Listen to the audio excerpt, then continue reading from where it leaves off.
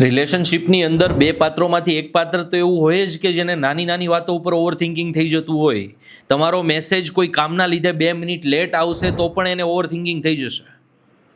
તો આ બાબતોથી છટકવાની જગ્યાએ જેમને ઓવર થિંકિંગ થાય છે, બસ મારે એમને એટલું જ કહેવું છે, તમારા મનમાં જે ચાલતું હોય ને એ ક્લિયર કટ સામેવાળા વ્યક્તિને કહી દો.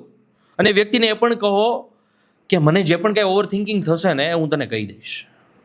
અને સામેવાળો વ્યક્તિ, તમે આ ઓવર થિંકિંગને સમજો, તમારાથી જે પગલાં લેવાઈ શકે એમ હોય એ લો. એનાથી છટકવાના પ્રયત્નો કરશો તો પ્રેમમાં ક્યારેય સક્સેસ નહીં જાઓ.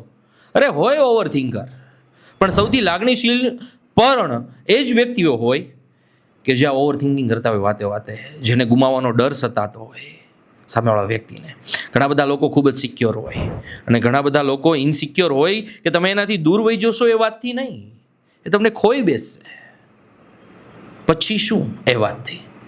એટલે આવા ઓવર થિંકિંગને સમજતા શીખો,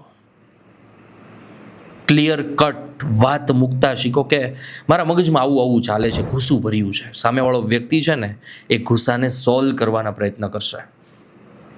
આ જ બોન્ડિંગ છે, આ જ પ્રેમ છે, આ જ રીતે જીવનભર આગળ વધવાનું છે. વાસ્તવિકતાથી સ્વીકારી લો, છટકવા કરતા.